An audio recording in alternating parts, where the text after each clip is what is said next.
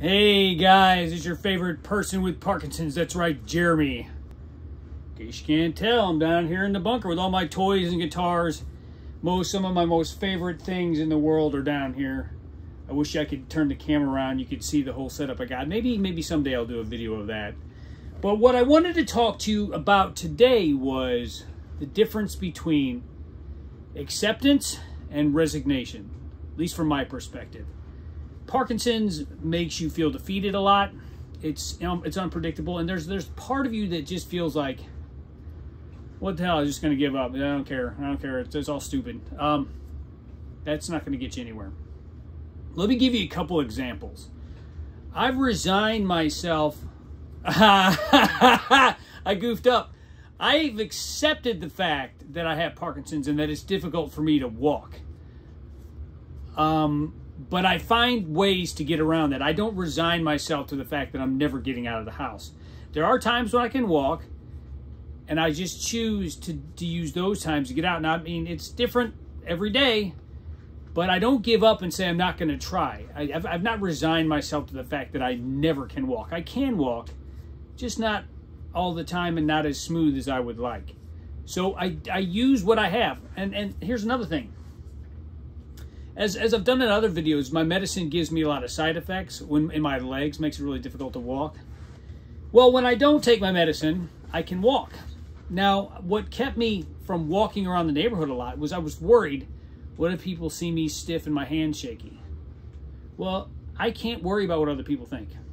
I'm not going to resign myself to the fact that I'm going to stay in my house forever because my hands shake sometimes. So I've accepted my limits, but I know I can still do some of those things. So I walk around the neighborhood. Who cares? Who cares if people see my hand shaking?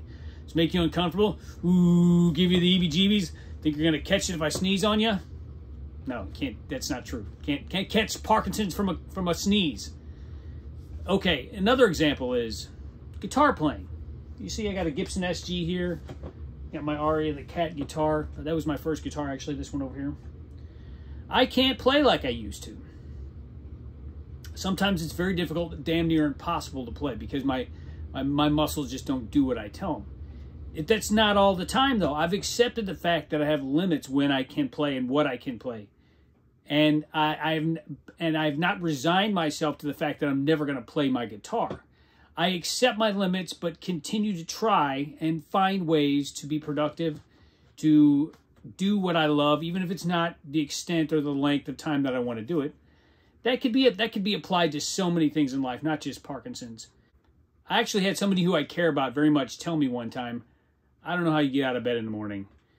Well, that's not helpful. That doesn't help anybody if I don't get out of bed. I get out of bed in the morning because people need me to get out of the bed. Is it always easy? It's never easy, but I get out of bed because people need me. That was kind of a resigned, like a resignation of like, well, it's all that. I can't do it.